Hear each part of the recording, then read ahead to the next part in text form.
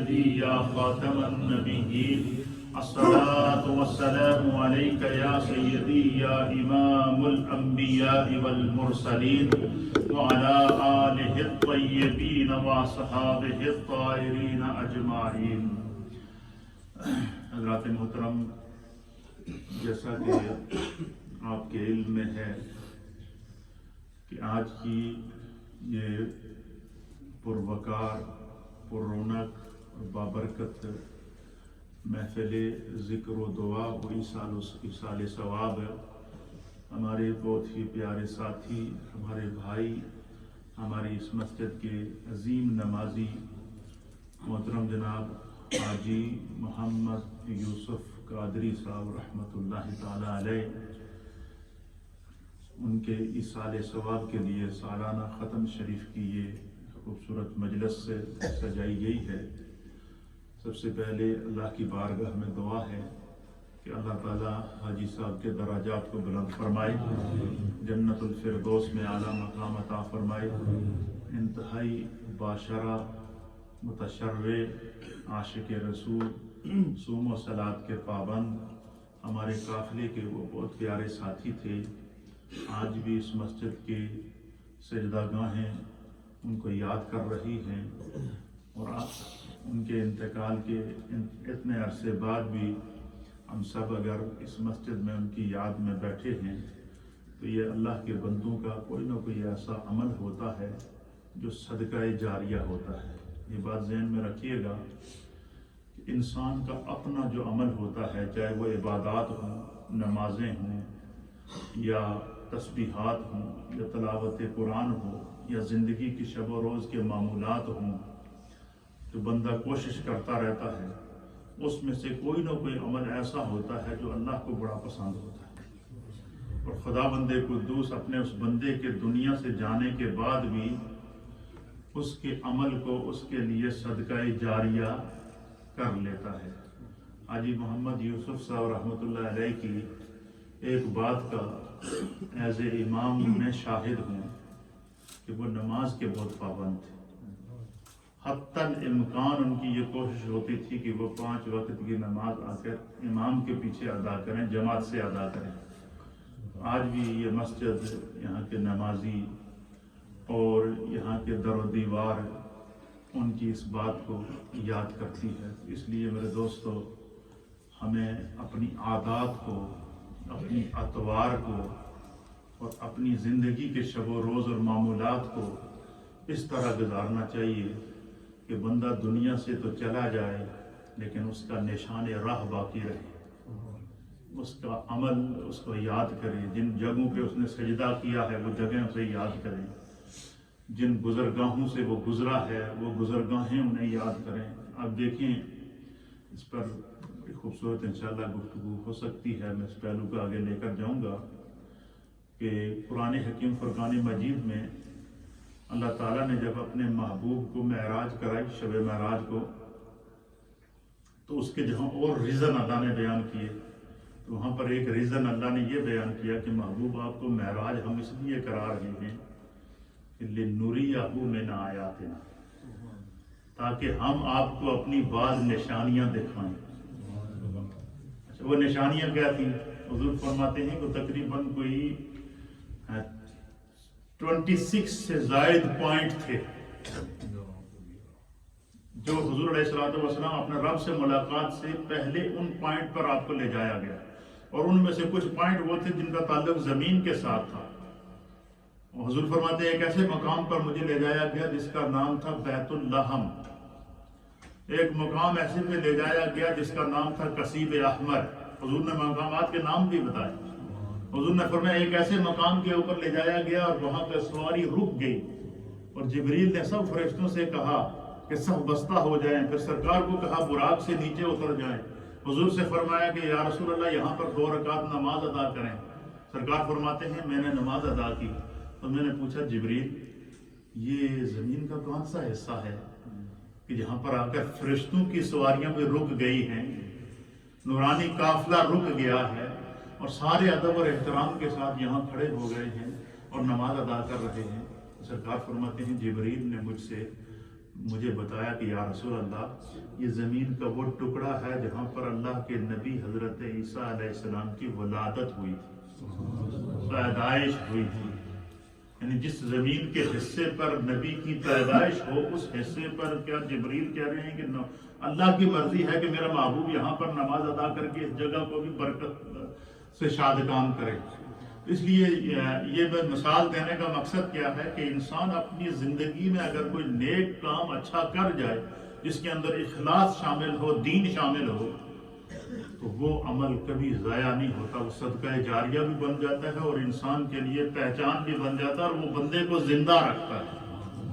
تو اس لیے یہ اللہ تعالیٰ نے ہمیں موقع دیا ہے اس مسجد کو آباد کرنا، یہاں نمازیں ادا کرنا، تسبیحات کرنا، عبادات کرنا، زیادہ سے زیادہ وقت آن کے یہاں گزارنا. یہ وہ عمل ہے جو ہمارے ساتھ جائے گا. تو انشاءاللہ العزیز خوبصورت نعت کا اہتمام کرتے ہیں اور ہمارے شاگرد ہیں جناب ریحان رضا کو نعت سنائیں گے اور ہمارے مہمان ثناخواں آئیں گے، آئے ہیں وہ بھی آپ کو خوبصورت ثناخوانی سے شاد کام کریں گے. پھر انشاءاللہ ترتیب سے جیسے جیسے ہماری مجلس آگے بڑھے گی، آپ حضرات پوری محبت سے بیٹھیں، ذوق سے بیٹھیں اور اپنی توجہات کو ادھر رکھیں گے، آپ کو فیض ملے گا. صلی اللہ علیہ یا رسول اللہ وسلم علیک یا حبیب اللہ. سب بلند آواز سے پڑھیے صلی اللہ علیہ یا رسول اللہ وسلم علیک یا حبیب اللہ. زمین نہیں ہوتی، زمن میلا نہیں ہوتا، زمین میلی نہیں ہوتی، زمن میلا نہیں ہوتا.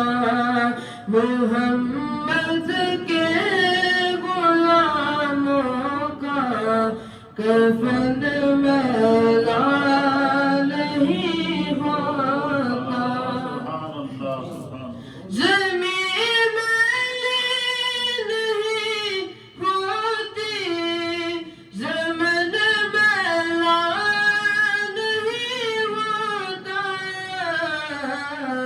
محمد کے غلاموں کا کفن میلا نہیں ہوتا. محبت کا میل والے سے وہ جذبہ ہے، سنو لوگوں. محبت کا میل والے سے وہ جذبہ ہے، سنو لوگوں.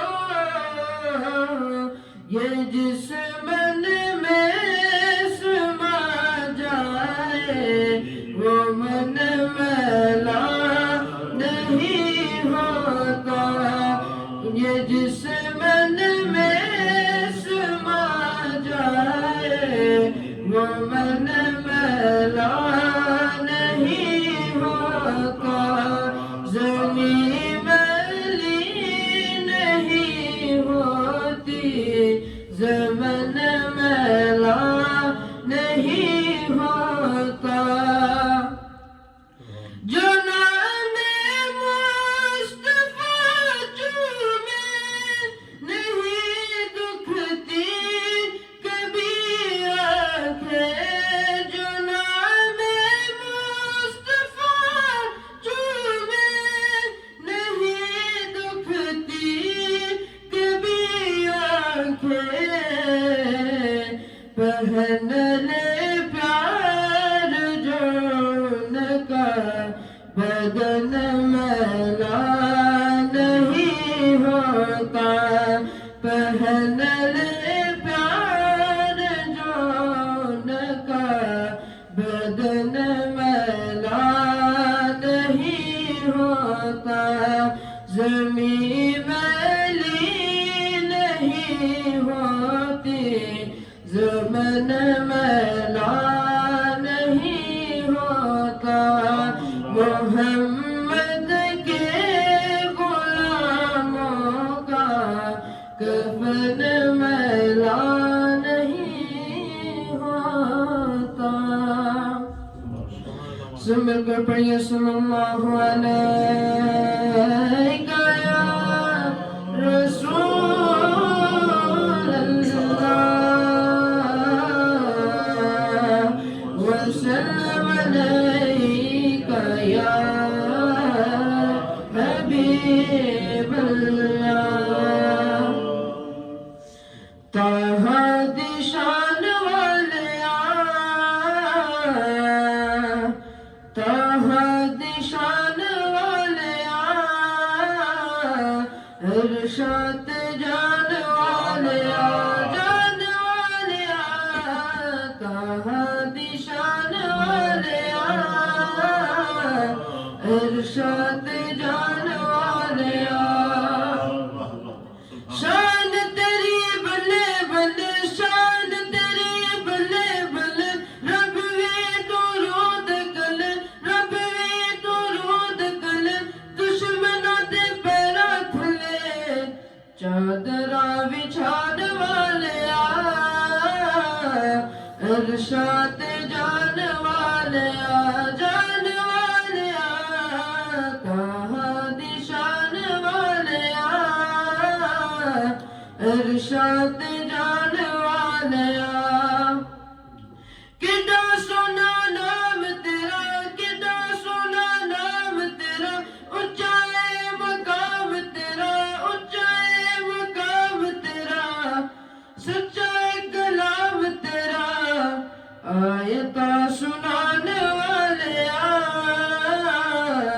ارشاد جان والیا جان والیا طه دشان والیا ارشاد جان والیا جان والیا طه دشان والیا ارشاد جان والیا چرچے نیام تیرے ہندے صبح شام تیرے بادشاہ غلام تیرے قسمت جگان والیا ارشاد جان والیا جان والیا طه دشان والیا ارشاد جان والیا صدا بے سہارے انو گما دیا مارے انو ماریا بچارے انو سینے نال لان والیا ارشاد جان والیا جان والیا طه دشان والیا ارشاد جان والیا دل دی آس پوری ہوئی دور میری دوری ہوئی حاضری ظہوری ہوئی روزے تے بلان والیا ارشاد جان والیا جان والیا طه دشان والیا ارشاد جان والیا جان والیا طه دشان والیا ارشاد جان والیا سبحان اللہ و بحمدہ سبحان اللہ العظیم حضرات محترم ہمارے مہمان سراخواں ہیں ان سے پہلے ہمارے ولی بھائی بیٹھے ہیں ان کی خدمت میں گزارش کروں گا کہ آئیں تو 3 شعر محبت کے سناتے ہیں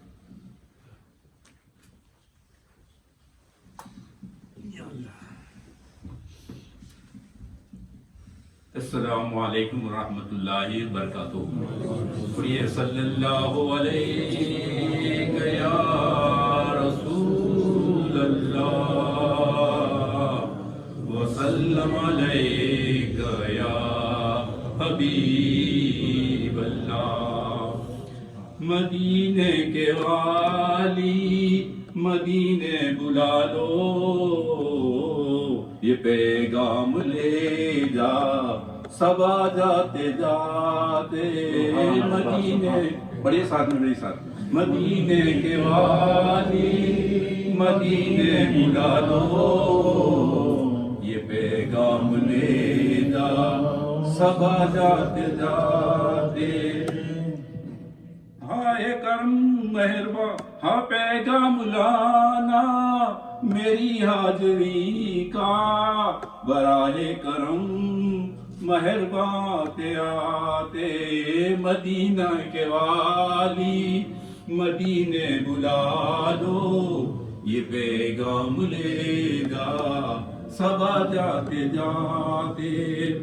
تیرے در پہ آؤں میں بن کر سوالی تیرے در پہ میں آؤں بن کر سوالی رہے سامنے تیرے روزے کی جالی. غریبوں کے مولا یتیموں کے والی غریبوں کے مولا یتیموں کے والی. بڑی دیر کر دی بلاتے بلاتے مدینے کے والی مدینے بلا لو یہ پیغام لے جا سبا جاتے جاتے. میں تیری سخاوت پہ قربان جاؤں میں کیوں نہ تیرے در پہ دامن بچھاؤں. تیرے ہاتھ تھکتے نہیں کملی والے تیرے ہاتھ تھکتے نہیں کملی والے.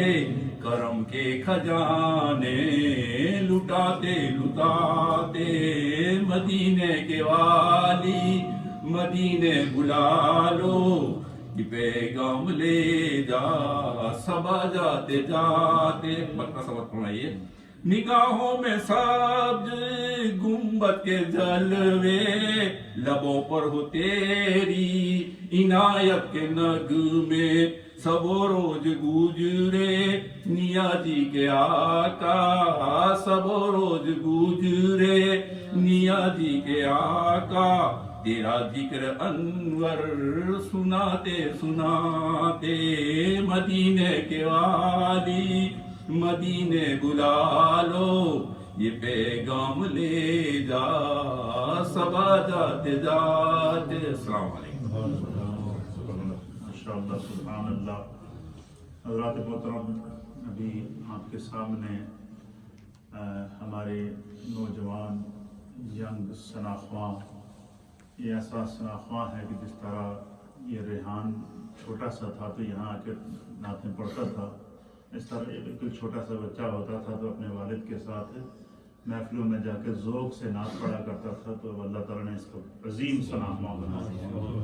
جناب حشمت علی اللہ تعالیٰ اس بچے کی عمر میں برکتیں عطا فرمائے. ہمارے بہت پیارے ساتھی ہیں ان کے یہ بیٹے ہیں تو یہ آپ کو خوبصورت انداز سے نعت کے نور سے نوازیں گے. اعوذ باللہ من الشیطان الرجیم بسم اللہ الرحمن الرحیم. السلام علیکم ورحمۃ اللہ وبرکاتہ. رب اشرح لی صدری ویسر لی امری واحلل عقدۃ من لسانی یفقهوا قولی. ماشاءاللہ سب سے پہلے I would like to thank محترم حمزہ بھائی and Awais bhai for mashallah inviting me to this beautiful khatam of the Walid Ikrami once again. May Allah subhanahu wa ta'ala bless them and accept this khatam in his court. Inshallah staying within my time. انشاءاللہ we'll recite a few کلامز میراج النبی کے حوالے سے کچھ کلام پیش کر کے آپ سے اجازت. محبت سے باواز بلند سورۃ البقرہ پڑھیے پڑھیے. صلی اللہ علیہ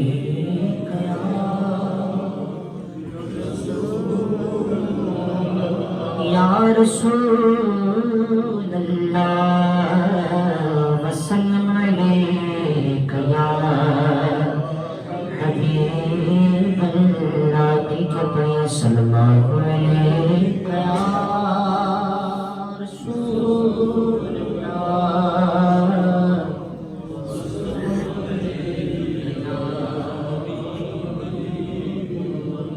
عرش سے نور چلا اور حرم تک پہنچا، سلسلہ میرے گناہوں کا کرم تک پہنچا، تیری معراج یا رسول اللہ،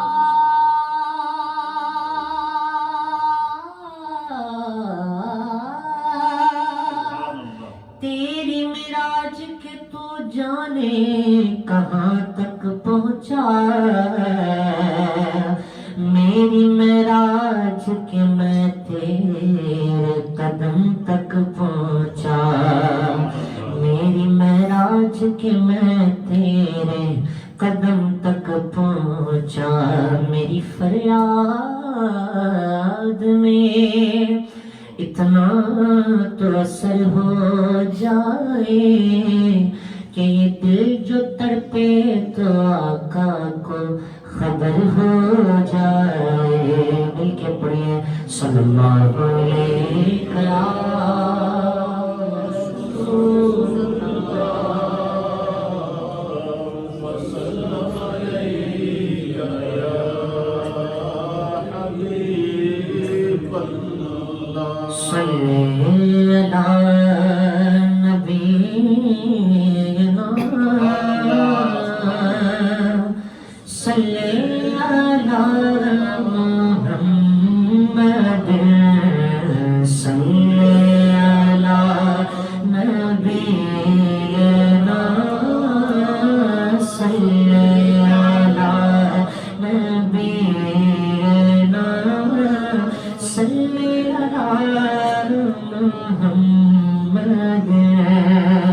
عرش کی عقل دنگ ہے، چرخ پہ آسمان ہے، جانے مراد اب کدھر، جانے مراد اب کدھر، ہائے تیرا مکان ہے، صلی علی نبینا، صلی علی نبینا، صلی علی محمد، ہم بھی مدینے جائیں گے آج نہیں تو کل سویرے، ہم بھی مدینے جائیں گے آج نہیں تو کل سویرے، آقا ہمیں بلائیں گے، آقا ہمیں بلائیں گے آج نہیں تو کل سویرے، پڑھیے صلی علی نبینا، صلی علی نبینا، صلی علی محمد، وہ جو نہ تھے تو کچھ نہ تھا، وہ جو نہ ہو تو کچھ نہ ہو، وہ جو نہ تھے تو کچھ نہ تھا، وہ جو نہ ہو تو کچھ نہ ہو، جانے ہے وہ جہان کی، جانے ہے وہ جہان کی، ارے جان ہے تو جہان ہے، صلی علی نبینا، صلی علی نبینا، صلی علی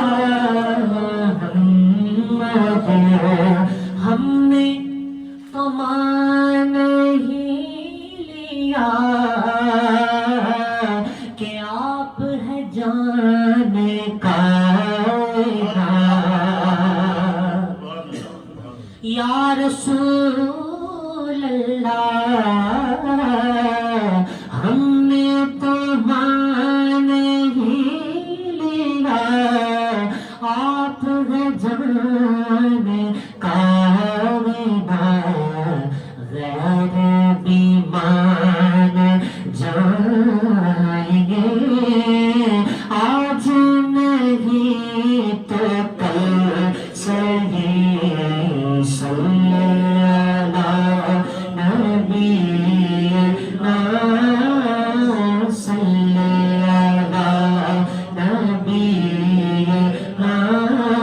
صلی اللہ محمد عرش پہ تازہ چھیڑ چھائے فرش پہ طرف دھومدار کان جی دو لگائیے آقا تیری ہی داستان ہے صلی اللہ نبینا صلی اللہ محمد خوف نہ رکھ رضا ذرا تو ہے عبد مصطفیٰ خوف نہ رکھ رضا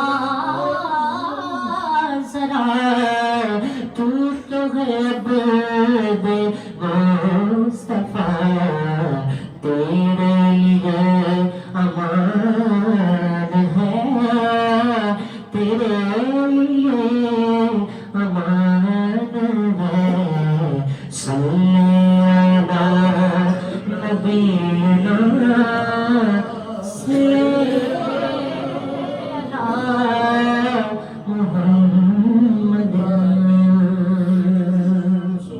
محبت سے باز بلند درود پاک پڑھیے صلی اللہ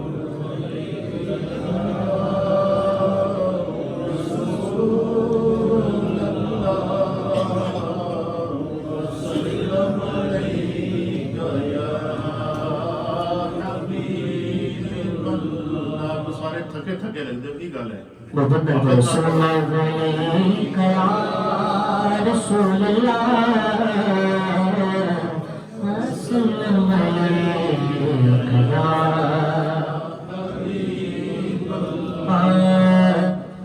حدود طائر سدرا حضور جانت ہے حدود طائر سدرا حضور جانت ہے کہاں گئے شمعہ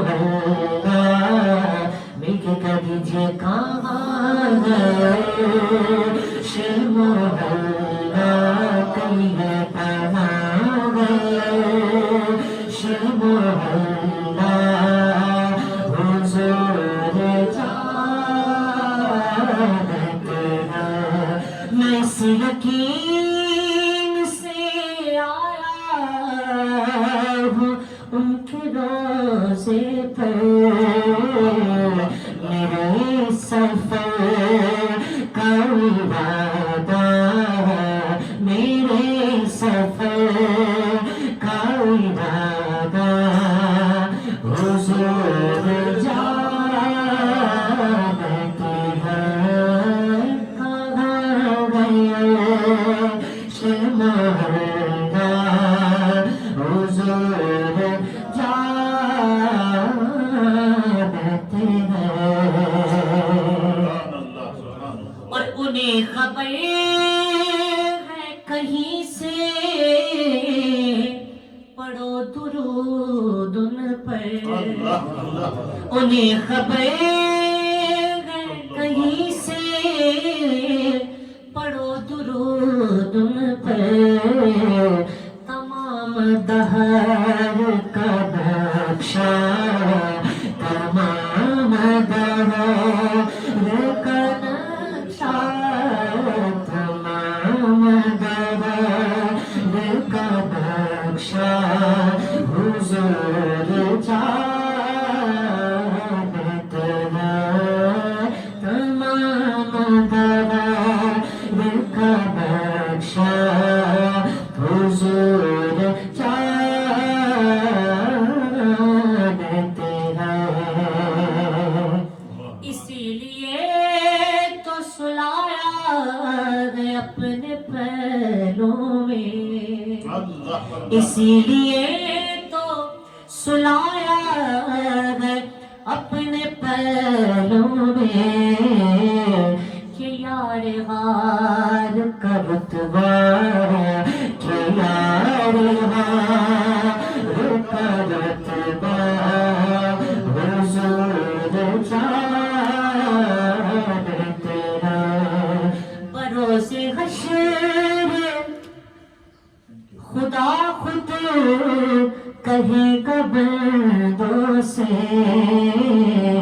کہ جو مصطفیٰ کو نہ مانے وہ مانتا کیا ہے جو مصطفیٰ کو نہ مانے وہ مانتا کیا ہے پہنچ کے سدرہ پہ روح امین کہنے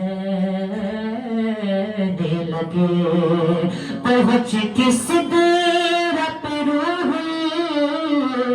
امین کہنے لگے بس یہاں سے آگے کا راستہ یہاں سے آگے کا راستہ حضور جانتے ہیں کہہ دیجیے یہاں سے آگے کا راستہ حضور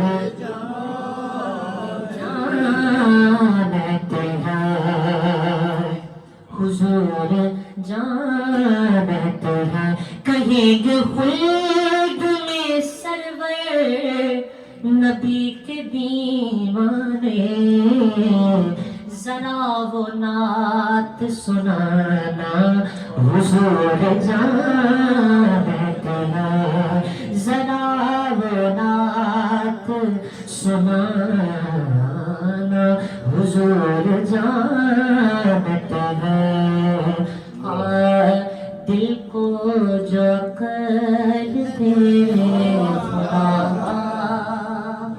تیرے گلی سے جائے کیوں دل کو جو کر دے خدا تیرے گلی سے جائے کیوں صلی علی نبینا صلی علی محمد جان ہے عشق مصطفیٰ روز فضول کرے خدا جس کو ہے درد کا مزہ ناز دوا اٹھائے کیوں چہا روزے پاک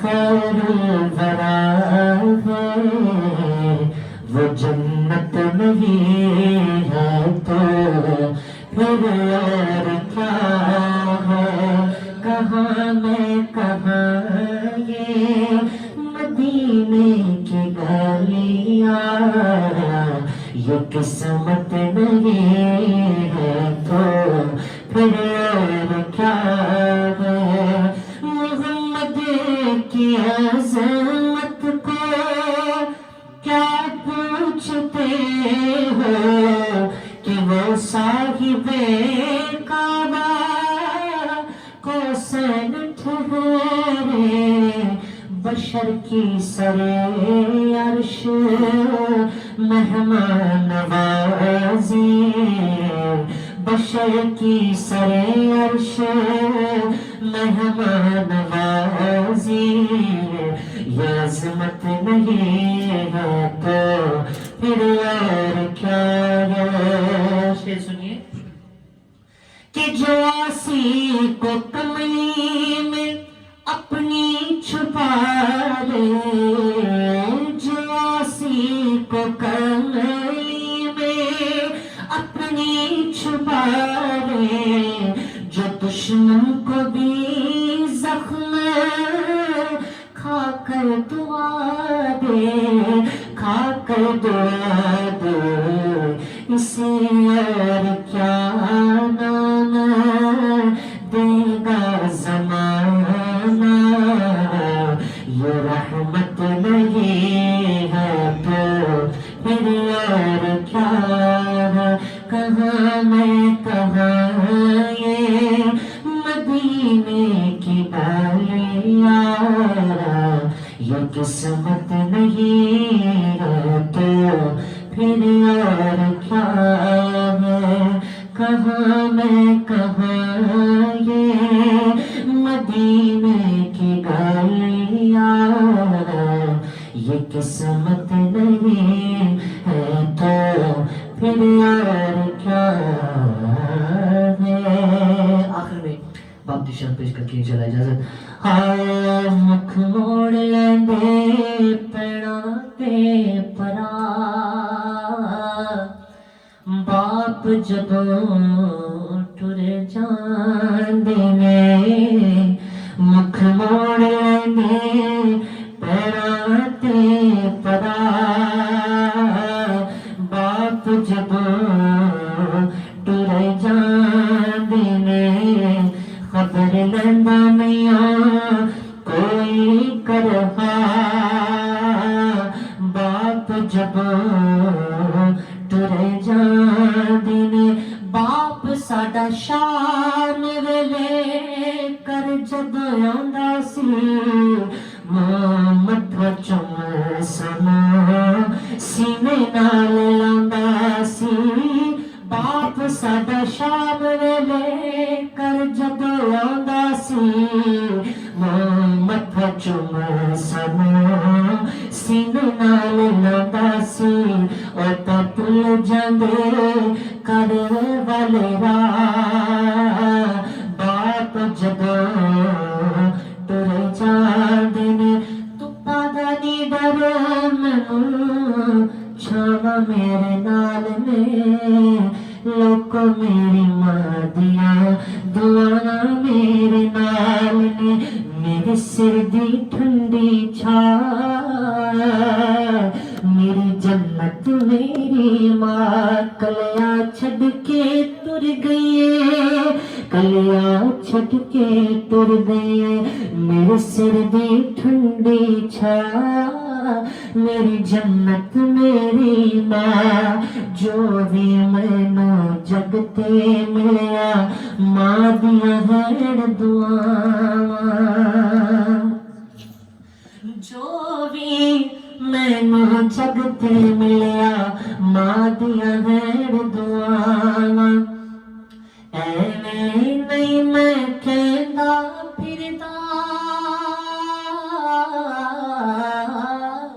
ایویں نہیں میں کہندا پھردا, ماں ٹھنڈیاں چھاواں میرے سر دی ٹھنڈی چھا میری جنت میری ماں.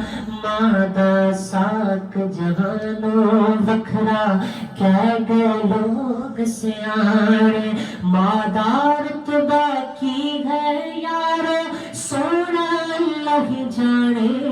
میرے سر دی ٹھنڈی چھا میری جنت میری ماں. میں نیوا میرا مرشد اونچا تے میں اونچیا دے سنگلائی, صدقے جاواں انہاں چیاں کولا جنہاں نیویاں نال نبھائی. عملا والے او لنگ جاندے تے غافل ہوتے کھندے ڈبن نہ دینے محمد بخشا کامل پیر جناد اپنے یار دے بیلے وچوں تمبے چن چن کھائیے اور کسے دے باغ اندر میوے لین نہ چاہیے تے لے ہو یار حوالے رب دے باپ مرے سر ننگا ہو رے تے ویر مرن کنڈ خالی ماما باجے محمد بخشا کون کرے رکھوالی لے ہو یار حوالے رب دے اے ملے نی 4 دنا دے اس دن عید مبارک ہو سی تو جس دن پھر ملا گے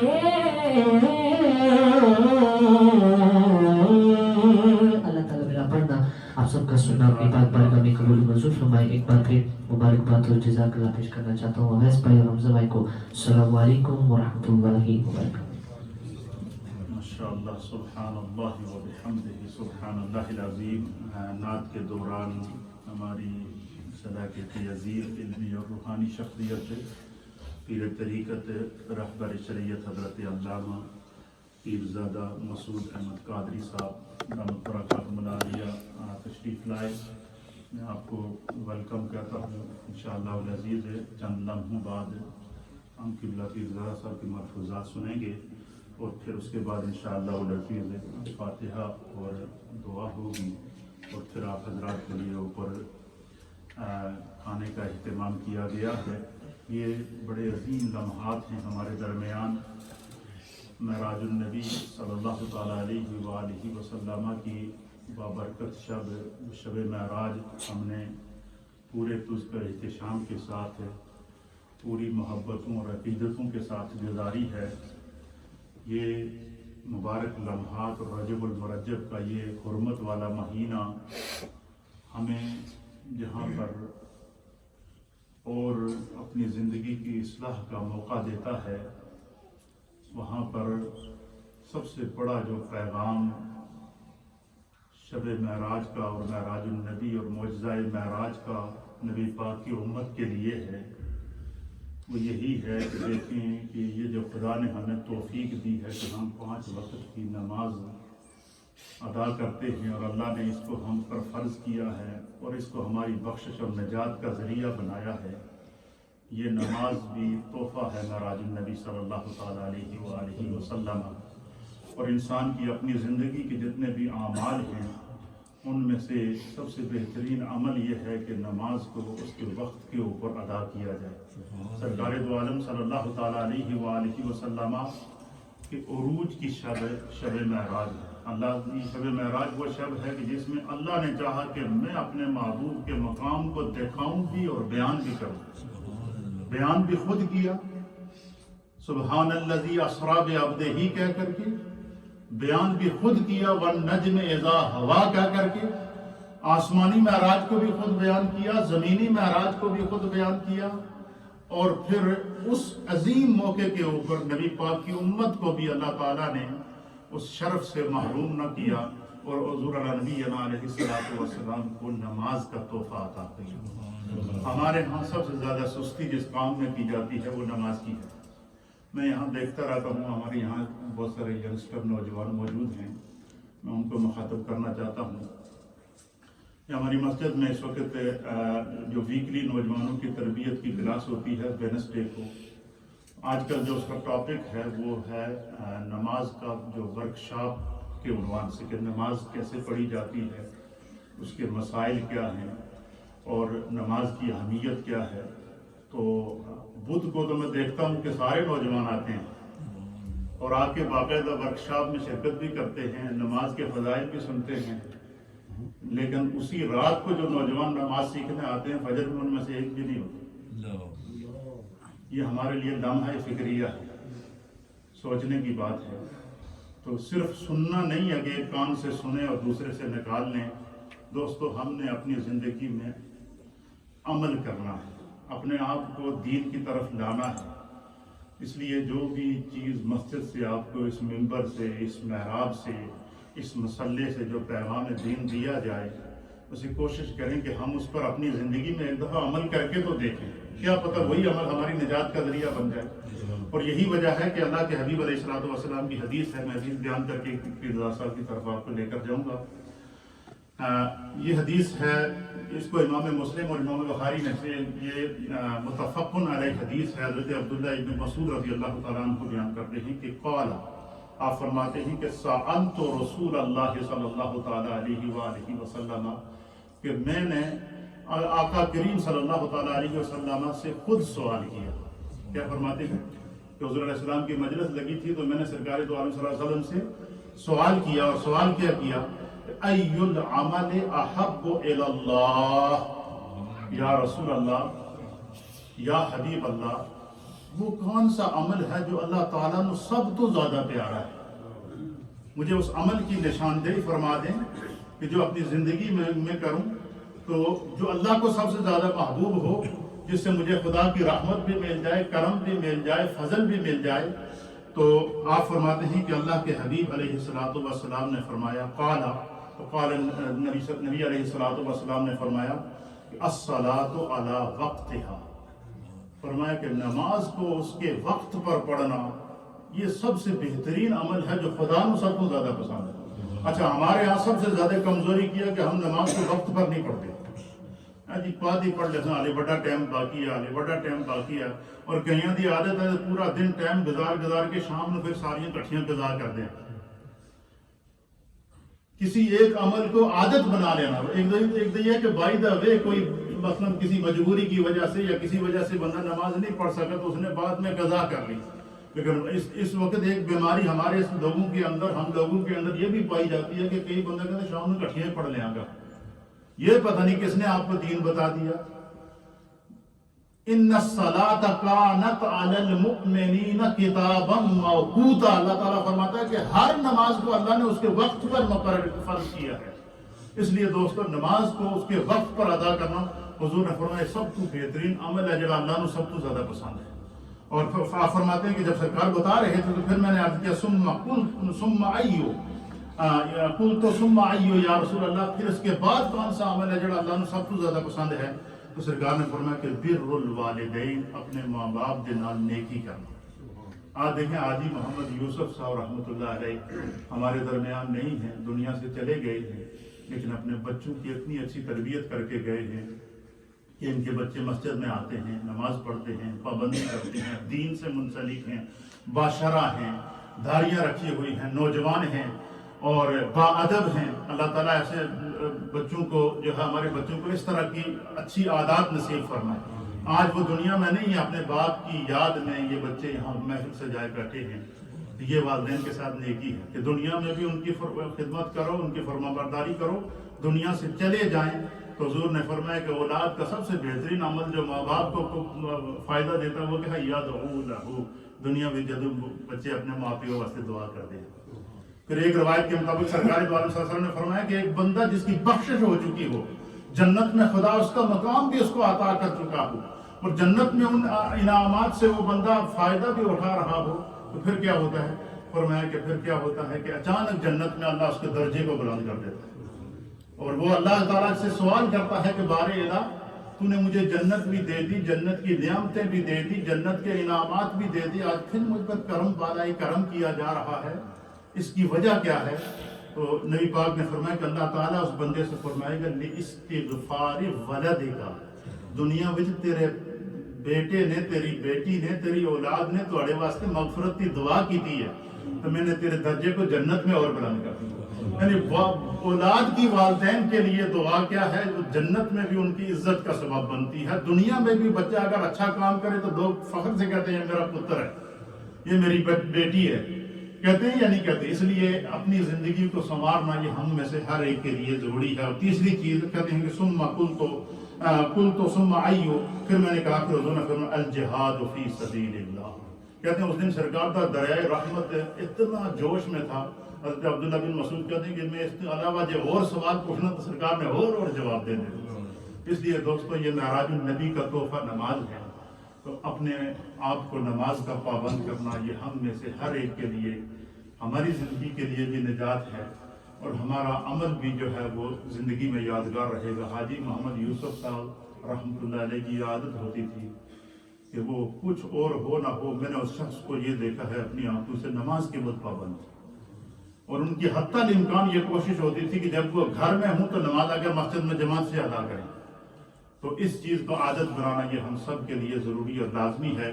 ہمارے درمیان حضرت علامہ صاحبزادہ پیرزادہ مسعود احمد قادری صاحب موجود ہیں، میں آپ کی خدمت میں گزارش کروں گا کہ چند کلمات خیر بھی کہیں گے اور پھر دعا بھی فرمائیں گے، اور انشاءاللہ العزیز 2:45 اور 3 کے درمیان جو ہے دعا اختتام کی پذیر ہو جائے گی، اور پھر اوپر آپ حضرات کے لیے لنگر شریف کا اہتمام ہے۔ نعرہ تکبیر، نعرہ رسالت، اہل سنت۔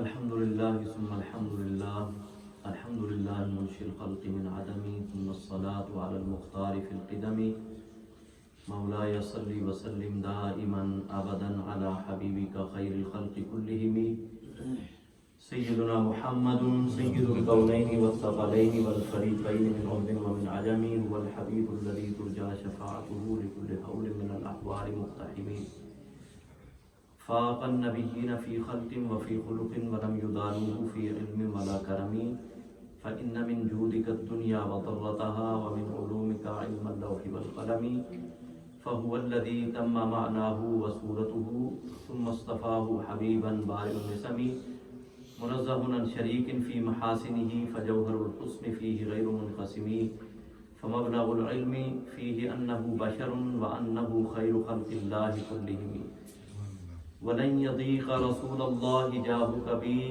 إذا الكريم تجلى باسم منتقم،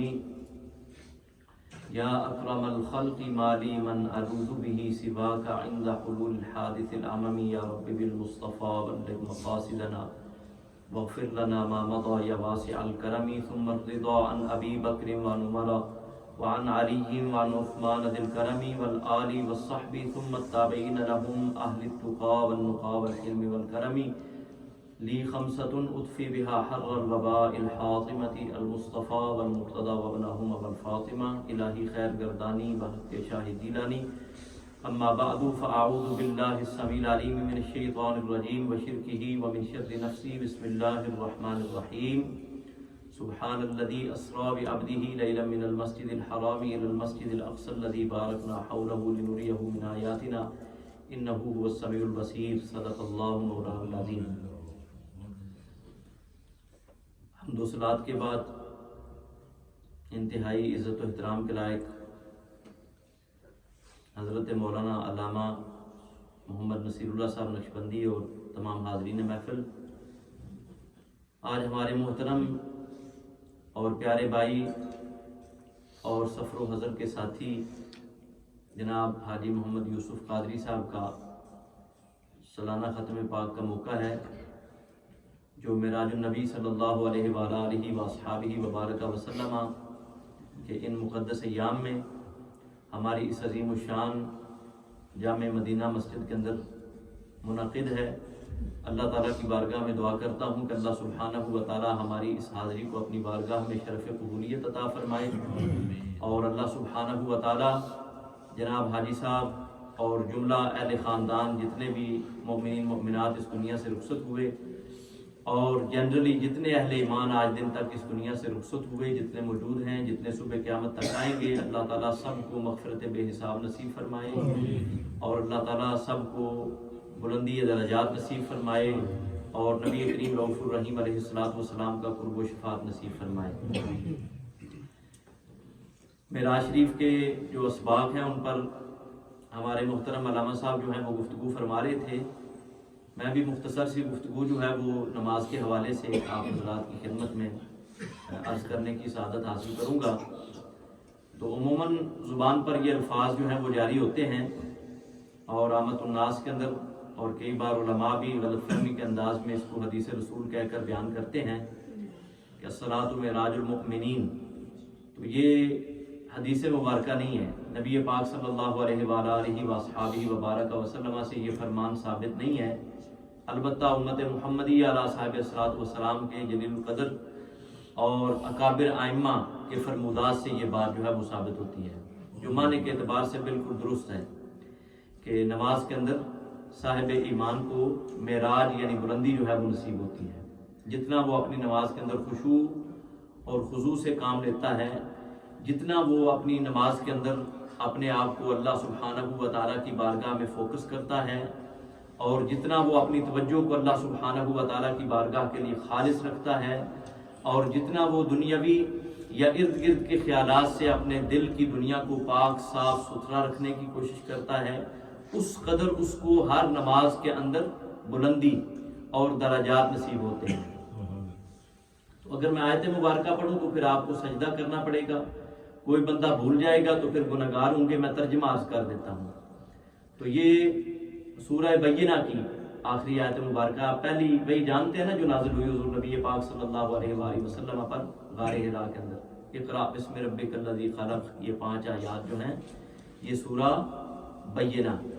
تو اس سورہ مبارکہ کی آخری آیت مبارکہ ہے، جس میں اللہ جل وعلا ارشاد فرماتا ہے کہ جس کا ترجمہ یوں ہے کہ اے مومن، اے محبوب مصطفیٰ صلی اللہ علیہ وآلہ وصحبہ وبارک وسلم کے امتی، سجدہ کرتا جا اور قرب حاصل کرتا جا۔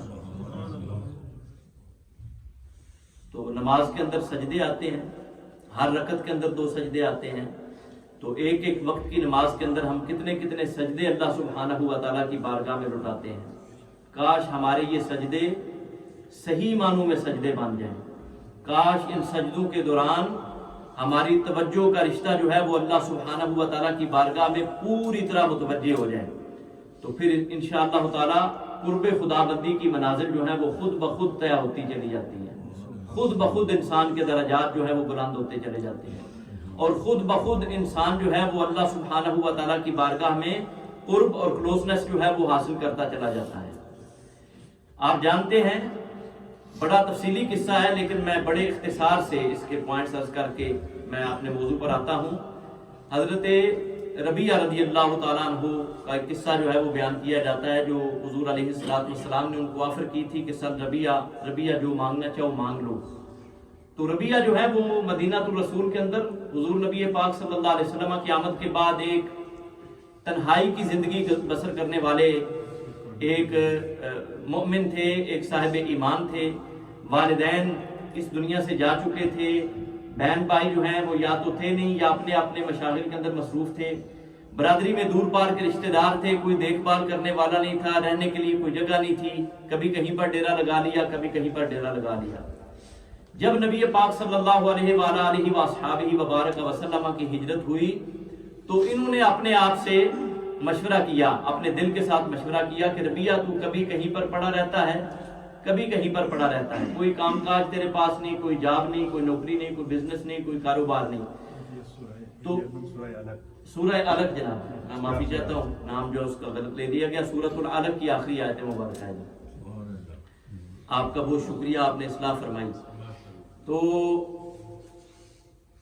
ربیہ جو ہے وہ سوچ رہے ہیں، وہ کہہ رہے ہیں کہ میں جناب رسول اللہ صلی اللہ علیہ وسلم کی بارگاہ میں کیوں نہ جا کر پڑھ رہا ہوں، میں سارا دن حضور کی بارگاہ میں حاضر رہوں گا، حضور کی خدمت کیا کروں گا۔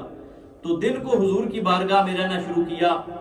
کچھ دنوں بعد سوچا کہ رات کو رہنے کی بھی کوئی خاص جگہ نہیں، اور میرا کوئی ایسا کام بھی نہیں، کوئی حقوق اور کوئی ذمہ داریاں بھی میرے اوپر عائد نہیں ہوتی، تو کیوں نہ رات کو بھی حضور علیہ السلام کے جو حجرات مبارکہ ہیں ان کے قریب مسجد نبوی کے اندر ہی آرام کر لیا کروں، شاید میرے آقا کو رات کے وقت کے اندر کوئی کام ہو تو وہ مجھے ارشاد فرما دیں۔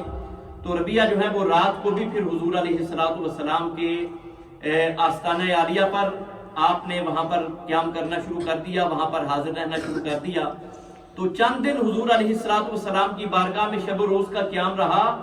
حضور علیہ السلام کی یہ عادت کریمانہ تھی کہ آپ کوئی بھی بندہ حضور علیہ السلام کے ساتھ ادنا سا بھی حسن سلوک کرتا، حضور علیہ السلام ضرور بے ضرور اس کا بدلہ جو ہے وہ عطا فرماتے ہیں۔ اور اللہ کا بھی فرمان ہے، حل جزاء الاحسان الا الاحسان، اور نبی کریم صلی اللہ علیہ وآلہ وصحابہ وبارک وسلم بلا شک و شبہ سید المحسنین ہیں اور امام المحسنین ہیں۔ تو چند دن گزرے تو حضور علیہ السلام نے اپنا یہ مشہور زمانہ فرمان جو ہے وہ حضرت ربیہ کی طرف ڈائریکٹ کیا، فرمایا سل ربیہ جو مانگنا چاہو مانگ لو۔ اب ربیہ کہتے ہیں کہ حضور علیہ السلام کی بارگاہ سے اتنی بڑی آفر مجھے ہوئی تو میں سوچ میں پڑ گیا کہ اب کیا مانگوں۔ کبھی سوچتے کہ میری شادی نہیں ہوئی تو حضور کی بارگاہ میں عرض کرتا ہوں کہ کسی بھی گھر میں حضور پیغام بھیجیں گے نکاح کے لیے تو وہ گھر والے فوراً سے پہلے مجھے رشتہ دے دیں گے، تو میں حضور سے کوئی اچھا سا رشتہ مانگ لوں، کہیں پہ میری شادی کروا دیں۔ کبھی سوچتے کہ رہنے کے لیے جگہ نہیں، کوئی زمین کا ٹکڑا مانگ لوں، کوئی مکان مانگ لوں، اور کبھی اس طرح کے خیالات آتے۔ بہرحال حضور کی بارگاہ سے ایک موقع لیا، کہا کہ مجھے چند دن سوچنے کا موقع دیا جائے کیونکہ یہ بہت بڑی آفر ہے اور میں اس آفر کے فائدے سے خالی نہیں رہنا چاہتا، میں اس سے پوری طرح سے فائدہ اٹھانا چاہتا ہوں، تو اس لیے مجھے موقع دیا جائے کہ میں چند دن سوچ لوں کہ مجھے کیا کرنا ہے۔ تو حضور علیہ السلام نے ارشاد فرمایا کہ بے شک تم جتنا ٹائم چاہو لے لو اور سوچ لو اچھی طرح سے کہ کیا تمہیں حاصل کرنا ہے۔ چند دن سوچتے رہے، پھر سوچا کہ میاں بیوی کا رشتہ جو ہے وہ نہ جانے آخرت کے اندر قائم رہے یا نہ رہے، دنیاوی رشتہ ہے اور زمین اور جائیداد اور مکان جو ہے وہ بھی اس دنیا میں چھوڑ کر خالی ہاتھ قبر کے اندر جائیں گے، اگلے جہان کے اندر یہ چیزیں جو ہیں وہ کام آنے والی نہیں ہیں۔ تو اس لیے حضور علیہ السلام نے جب مجھے آفر کی ہے تو مجھے کوئی ایسی چیز حضور کی بارگاہ سے مانگنی چاہیے کہ جو ہمیشہ ہمیشہ کے لیے میرے کام آنے والی ہے۔ تو یہ سوچ کر اپنا ذہن بنا کر حضور علیہ السلام کی بارگاہ میں دوبارہ حاضر ہوئے۔ حضور نے فرمایا سوچ لیا، عرض کیا سوچ لیا، ارشاد فرمایا بولو کیا مانگتے ہو؟ عرض کیا کہ اسألک مرافقتک فی الجنہ، کہ یا رسول اللہ صلی اللہ علیہ وسلم میں جنت میں آپ کی سنگت کا آپ کی بارگاہ سے سوال کرتا ہوں کہ یا رسول اللہ صلی اللہ علیہ وسلم جنت میں جہاں پر آپ رہیں اور یقیناً آپ اعلیٰ ترین مقامات پر رہیں گے اور آپ اعلیٰ ترین منازل کے اوپر فائز ہوں گے، تو وہاں پر مجھے آپ کا قرب نصیب ہو جائے اور میں آپ کے جلووں سے آپ کے دیدار سے میں اپنے آپ کو فیض یاب کرتا رہوں۔ تو دیکھیے کتنی پیاری طلب ہے، اللہ تعالیٰ ہمیں بھی حسن طلب کا سلیقہ اور طریقہ جو ہے وہ نصیب فرمائے۔ اللہ کی بارگاہ میں آپ دعا کیا کیجئے کہ اللہ ہمیں اپنی بارگاہ سے مانگنے کا طریقہ عطا فرمائے، تو پھر اس سے انشاءاللہ تعالیٰ اللہ تعالیٰ آپ کے دل کے اندر اچھی اچھی دعائیں ڈالنا شروع کر دے گا۔ جب بھی آپ ہاتھ اٹھاتے ہیں دعا مانگتے ہیں یہ مت سمجھیے کہ ہم مانگ رہے ہیں، بلکہ جو کچھ آپ مانگتے ہیں وہ اللہ تعالیٰ آپ کے دل کے اندر ڈالتا ہے، تو آپ ہاتھ اٹھا کر اللہ کی بارگاہ میں سوال کر دیتے ہیں، تو اس لیے یہ سوال بھی اللہ تعالیٰ کی بارگاہ میں کیا کریں۔ تو حضور علیہ السلام نے اب ربیہ سے ایک مطالبہ فرمایا کہ ٹھیک ہے جو تم نے مانگا وہ مل جائے گا، لیکن تمہیں کیا کرنا ہوگا؟ اعنی بکثرت السجود او کما قال علیہ السلام، کیا ربیہ اب کثرت سجود کے ساتھ تمہیں میری مدد کرنا ہوگی کہ تمہیں سجدے کثرت سے لٹانے ہوں گے۔ بات وہیں پہ آگی نا جی، یہ سورہ علق کی آخری آیت مبارکہ ہے کہ سجدہ کرتا جا اور قرب حاصل کرتا جا، جتنا زیادہ سجدہ بڑھ جائے گا آپ کا 24 گھنٹے میں اتنا زیادہ آپ کا قرب جو ہے وہ اللہ تعالیٰ کی بارگاہ میں اور زیادہ بڑھتا جائے گا۔ اس سے یہ بھی مراد ہو سکتا ہے کہ آپ کے سجدے کا ڈیوریشن جو ہے وہ بڑھ جائے، آپ سجدے میں 3 بار سبحان ربی الاعلیٰ پڑھتے ہیں، آپ 5 بار پڑھنا شروع کر دیں، آپ 5 بار پڑھتے ہیں آپ 7 بار پڑھنا شروع کر دیں، آپ 7 بار پڑھتے ہیں آپ 11 بار پڑھنا شروع کر دیں، تو آپ اپنے سجدے کے اندر دعائیں مانگیں، اللہ تعالیٰ کی حمد و ثنا کریں، اور آپ اگر نفلی نمازوں کے اندر سجدے کر رہے ہیں تو درود شریف کے مسنون الفاظ بھی آپ سجدے کے اندر پڑھ سکتے ہیں، اور یہ موقع ہے درود شریف کا، استحباب کا موقع ہے، تو آپ جزا اللہ عنا سیدنا محمد صلی اللہ علیہ وآلہ وسلم پڑھ سکتے ہیں، ما هو اہلہ کے الفاظ پڑھ سکتے ہیں، اللہم انزلہ المقعد المقرب عندک یوم القیامہ کے الفاظ پڑھ سکتے ہیں، یا مسنون درود پاک کے کوئی بھی الفاظ ہیں وہ آپ اپنے نفلی سجود کے دوران پڑھ سکتے ہیں، اس میں کوئی پابندی نہیں ہے انشاءاللہ تعالی، کیونکہ دعا کی بہترین فارم جو ہے وہ درود پاک ہے، اور سجدوں کے دوران اللہ تعالیٰ کی بارگاہ سے دعا مانگنے کا حکم خود جناب رسالت مآب صلی اللہ علیہ وآلہ وصحابہ وبارک وسلم نے اپنی امت کو عطا کیا ہے۔ تو معراج کے اندر نماز کا تحفہ دیا گیا ہے، اور نماز جو ہے وہ بزرگوں کے فرمان کے مطابق مؤمنین کی معراج ہے، اور نماز کے اندر جو خاص ترین مقام ہے وہ سجدہ ہے، اور سجدوں کی طوالت یعنی سجدوں کی لمبائی ان کا دورانیہ بڑھا دینا، سجدوں کا ٹائم جو ہے اس کو ایکسٹینڈ کر دینا یا سجدوں کی تعداد کو بڑھا دینا، یہ چیز جو ہے وہ آپ کو ہر لمحہ ہر دم اللہ تعالیٰ کی بارگاہ میں قریب سے قریب ترین اور قریب تر کرتی چلی جائیں گی انشاءاللہ۔ اللہم صلی علی سیدنا و مولانا محمد وعلی آلہ وصحبہ ونائبہ وبارک وسلم۔ مجھے نماز کے ایک اور مقام پر بھی تھوڑی سی گفتگو کرنی ہے جو معراج شریف کے ساتھ تعلق رکھتا ہے، پھر میں گفتگو کو ختم کر دوں گا انشاءاللہ تعالیٰ۔ تو اس سے پہلے اعتقادی ایک مسئلہ ہے جو نماز سے تعلق رکھتا ہے۔ بہت زیادہ ہم پر اعتراض کیا جاتا ہے کہ مردے کسی کام نہیں آتے، کوئی نفع نہیں دے سکتے، کوئی نقصان نہیں پہنچا سکتے۔ تو جو یہ عقیدہ رکھے اسے سب سے پہلے آپ یہ سوال کریں کہ تمہیں روزانہ 5 وقت کی نماز نہیں پڑھنی چاہیے بلکہ 50 وقت کی نماز پڑھنی چاہیے۔ کتنے وقت کی نماز پڑھنی چاہیے؟ 50 وقت کی نماز پڑھنی چاہیے۔ اس لیے حضرت موسیٰ علیہ السلام کا اس دنیا سے انتقال ہو گیا یا نہیں ہوا؟ اس دنیا سے چلے گئے ہیں نا جی۔ تو آپ معراج شریف کی جو احادیث مبارکہ ہیں جو کتب ستہ کے اندر وارد ہوئی ہیں، صحیح بخاری کے اندر موجود ہیں، صحیح مسلم کے اندر موجود ہیں، جامع ترمذی کے اندر موجود ہیں، سنن نبی داؤد کے اندر موجود ہیں، سنن ابن ماجہ کے اندر موجود ہیں، سنن نسائی کے اندر موجود ہیں، اور اس کے علاوہ حدیث کی درجنوں کتابوں کے اندر، سینکڑوں کتابوں کے اندر جو معراج شریف کی احادیث مبارکہ موجود ہیں، جہاں پر نبی پاک صلی اللہ علیہ وآلہ وصحبہ وبارک وسلم یہ قصہ بیان کرتے ہوئے ارشاد فرماتے ہیں کہ مجھے میرے رب عزت کی بارگاہ سے کتنی نمازوں کا تحفہ دیا گیا؟ 50 نمازوں کا، 50 نمازوں کا تحفہ دیا گیا۔ تو حضور علیہ السلام جب وہ 50 نمازوں کا تحفہ لے کر 7ویں آسمان میں سے گزر کر 6ٹھے آسمان پر آئے، جہاں پر کون سے اللہ تعالیٰ کے نبی موجود تھے؟ حضرت موسیٰ علیہ نبینا وعلیہ السلام وہاں پر موجود تھے۔ تو حضرت موسیٰ علیہ السلام نے کیا عرض کیا کہ محبوب مصطفیٰ صلی اللہ علیہ وسلم آپ واپس جائیں، آپ کی امت 50 نمازیں پوری نہیں کر سکے گی۔ تو حضور واپس تشریف لے گئے، 5 نمازیں کم کی گئیں، پھر کئی چکر لگے، ہر بار حضرت موسیٰ علیہ السلام عرض کرتے کہ نہیں آپ واپس جائیں، امت پر تخفیف کروائیں، امت اتنی نمازیں نہیں پڑھ سکے گی۔ پھر جب 5 نمازیں باقی رہ گئیں تو حضور نے فرمایا کہ اب مجھے اپنے رب عزت کی بارگاہ میں جاتے ہوئے شرمندگی محسوس ہوتی ہے۔ تو یہ 5 نمازیں 50 سے کس نے کروائیں؟ حضرت موسیٰ علیہ نبینا وعلیہ السلام نے کروائی۔ آپ بولتے نہیں، پتہ نہیں کیوں شرماتے ہیں۔ تو حضرت موسیٰ علیہ السلام نے اپنی زندگی میں کرائیں یا اپنی وفات کے بعد کروائیں؟ انہوں نے امت محمدیہ کو نفع پہنچایا کہ نہیں پہنچایا؟ انہوں نے امت محمدیہ کو نقصان سے محفوظ کیا کہ نہیں کیا؟ 50 نمازیں فرض ہوتی، کون پوری کر سکتا؟ کوئی بندہ پوری نہیں، میں تو نہیں پوری کر سکتا تھا، آپ پتہ نہیں پوری کر سکتے ہیں کہ نہیں پوری کر سکتے۔ تو یہ نمازیں پوری نہیں ہوتی۔ تو حضرت موسیٰ علیہ السلام نے اس دنیا سے تشریف لے جانے کے بعد، اپنے فوت ہو جانے کے بعد، اپنی وفات اور اپنے وصال کے بعد امت محمدیہ علیہ صاحب الصلاۃ والسلام کو فائدہ بھی پہنچایا اور نقصان سے بھی محفوظ رکھا۔ تو اس سے یہ پتہ چلتا ہے کہ جو اللہ والے ہیں، اللہ کے جو بندے ہیں، وہ اس دنیا سے چلے جائیں تو اس دنیا سے جانے کے بعد بھی ان کی توجہات اور ان کی دعائیں ہمیں فائدہ بھی پہنچا سکتی ہیں اور نقصان سے بھی محفوظ رکھ سکتی ہیں۔ یہ بھی معراج النبی صلی اللہ علیہ وآلہ وصحبہ وبارک وسلم کی اس مبارک رات میں عقیدے کے حوالے سے آپ کے لیے سبق ہے۔ حضرت علامہ صاحب جو ہے وہ بیان فرما رہے تھے کہ حضور علیہ السلام نے بیت اللہ میں نماز ادا کی۔ تو یہ امام نسائی نے صحیح الاسناد حدیث مبارکہ روایت کی ہے، جس کی سند جو ہے وہ ڈنکے کے چوٹ کے اوپر وہ پرفیکٹ ہے، بالکل صحیح ہے، جس کے اندر کوئی خرابی نہیں ہے۔ اس سند کے اندر امام نسائی جو ہے وہ جناب رسول اللہ صلی اللہ علیہ وسلم کی حدیث مبارکہ بیان کرتے ہیں کہ حضور نے معراج شریف کی رات میں مسجد اقصیٰ پہنچنے سے پہلے 3 مقامات پر اتر کر نوافل 2 رکعتیں جو ہے وہ ادا کی۔ ان میں سے ایک مقام مدینہ الرسول ہے جس کو اس وقت یثرب کہا جاتا تھا۔ وہاں پر جبریل امین نے سواری کو اتارا اور حضور سے عرض کیا کہ 2 رکعتیں نماز ادا فرمائیں۔ پوچھا یہ کون سی جگہ ہے؟ ارشاد فرمایا یہ آپ کی ہجرت گاہ ہے، یہاں پر آپ ہجرت کر کے تشریف لائیں گے۔ دوسرا مقام بیت اللحم ہے اور تیسرا مقام جو ہے وہ کوہ طور ہے جو مصر کے اندر موجود ہے۔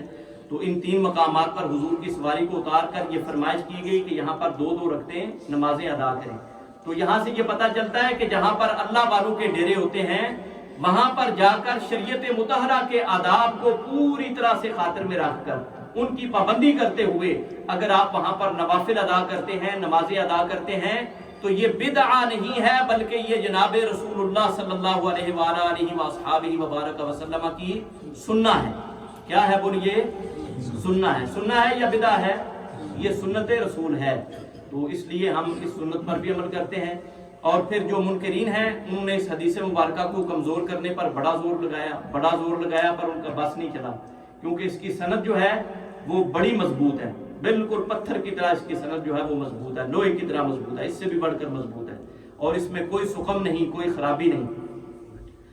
اور اس کے مقابلے میں وہ حدیث کہ جو حضور علیہ السلام سے ثابت ہی نہیں ہے اور جو اللہ تعالیٰ کی شان کے خلاف ہے، اس حدیث کو ثابت کرنے پر پورا زور لگا دیا. یعنی اللہ تعالیٰ کی شان کو کم کرنے پر بھی زور لگا دیا، جناب رسول اللہ صلی اللہ علیہ وسلم کی شان کو کم کرنے پر بھی زور لگا دیا. میں اپنے علماء اہل سنت و جماعت کی عظمت کو سلام کرتا ہوں جو کتابیں کھولتے ہیں، ورگردانی کرتے ہیں، جب وہ تحقیق کرتے ہیں، جستجو کرتے ہیں، ریسرچ کرتے ہیں تو وہ جناب رسول اللہ صلی اللہ علیہ وسلم کے فضائل تلاش کر کے امت کے آگے پہنچاتے ہیں. اور جو منکرین ہیں ان کی کوشش یہ ہے کہ وہ مکھی کی طرح گندگی پر بیٹھتے ہیں، اور جہاں پر ان کو کوئی ایسی بات نظر آتی ہے جہاں پر اللہ کی شان میں کوئی نقص اور خرابی لازم آتی ہے، یا اللہ کے حبیب لبیب صلی اللہ علیہ وسلم کی شان میں کوئی نقص اور خرابی لازم آتی ہے، وہ ایسی چیزوں کو ہائی لائٹ کرنے کی کوششوں کے اندر مصروف ہیں. تو اندازہ لگا لیجئے کہ کس کی نظر پاک ہے اللہ اور اللہ کے رسول کے حوالے سے، اور کس کی نظر کے اندر سور کا بال ہے. یہ آپ نے فیصلہ کرنا ہے. اللہم صلی علی سیدنا و مولانا محمد وعلی آلہ وصحبہ ونائبہ وبارک وسلم.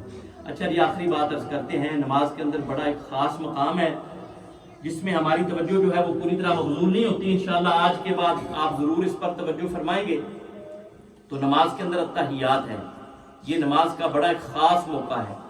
اور حضور علیہ السلام نے معراج شریف کی رات میں جب اللہ تعالیٰ کی بارگاہ میں ڈائریکٹ اور بالمشافہ حاضری ہوئی، اور وہ حاضری کے جو سائڈ سے سمت سے پاک ہیں، پتہ نہیں وہ کون سا مقام ہے، وہ کون سی جگہ ہے، ہم لامکان کہہ کے اس کو تعبیر کرتے ہیں. جب اللہ تعالیٰ کی بارگاہ میں براہ راست کلام ہوا اور حضور علیہ السلام کو سر کی ان مبارک آنکھوں سے اللہ جل وعلا کا دیدار نصیب ہوا، تو اس وقت حضور نے اللہ تعالیٰ کی بارگاہ میں کیا بات عرض کی؟ جو گریٹنگ تھی وہ کیسے تھی؟ عرض کیا کہ التحیات للہ والصلوات والطیبات. یہ ہماری نماز کا حصہ ہے. تو اس کے بعد اللہ سبحانہ و تعالیٰ نے کیا ارشاد فرمایا؟ السلام علیکہ ایھا النبی ورحمۃ اللہ وبرکاتہ. اور پھر حضور علیہ السلام نے کیا عرض کیا؟ السلام علینا وعلی عباد اللہ الصالحین. ہم پر بھی سلام ہو اور اللہ کے نیک بندوں پر بھی سلام ہو. حضور نے یہ نہیں فرمایا کہ مجھ پر سلام ہو اور اللہ کے نیک بندوں پر سلام ہو، فرمایا علینا، السلام علینا. اگر یوں کہتے مجھ پر سلام ہو تو ارشاد فرماتے السلام علیہ، کہ مجھ پر سلام ہو. لیکن حضور نے علیہ کے الفاظ نہیں بولے، علینا جمع کے الفاظ بولے، پلورل کی فارم جو ہے وہ استعمال کی. ارشاد عرض کیا اللہ تعالیٰ کی بارگاہ میں کہ السلام علینا، ہم پر سلام ہو اور اللہ کے نیک بندوں پر سلام ہو. تو حضور نے ہم کہہ کر امت کے تمام گناہگاروں کو اپنے دامن رحمت کے اندر چھپا لیا، اور پھر جو نیک بندے ہیں حضور کی امت کے ان کا خاص طور پر حضور نے نام جو ہے وہ مینشن کر دیا. تو اب یہ مقام جو ہے یہ نماز کے اندر بڑا پیارا مقام ہے.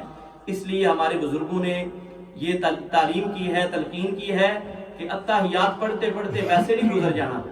مطلب ہے یہ نہ ہو کہ جو مطلب ہے نفل پڑھ رہے ہیں، نماز پڑھ رہے ہیں اور دل میں خیال ہے کہ ابھی نماز سے فارغ ہو کے لنگر کھائیں گے، نماز سے فارغ ہو کے باہر ڈرائیو پر چلے جائیں گے، وہاں پر گھومنے جائیں گے، فلاں کو ملیں گے، فلاں کو ملیں گے، یہ کام کرنے والا رہ گیا وہ کریں گے. یہ سوچتے ہوئے التحیات نہیں پڑھنی، بلکہ التحیات پڑھتے ہوئے جب السلام علیکہ ایھا النبی کا موقع آئے تو آپ نے کیا کرنا ہے؟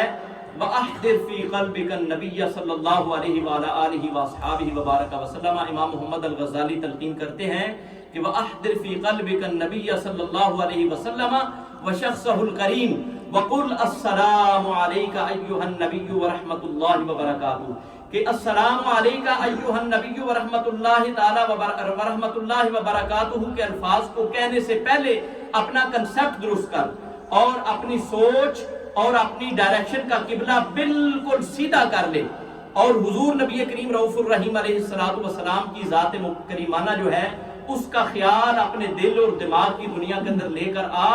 حضور کی شخصیت کو اپنے دل کے اندر جلوہ گر سمجھ، اور یہ سمجھنے کے بعد کہ حضور میرے دل کے اندر موجود ہیں اور حضور بالکل قریب ہیں.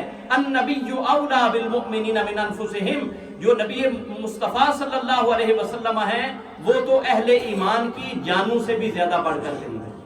نبی وہ ہیں جو مؤمن کی جان سے بڑھ کر قریب ہیں، اور مؤمن وہ ہے جو نبی صلی اللہ علیہ وسلم کو اپنی جان سے زیادہ بڑھ کر قریب سمجھتا ہے.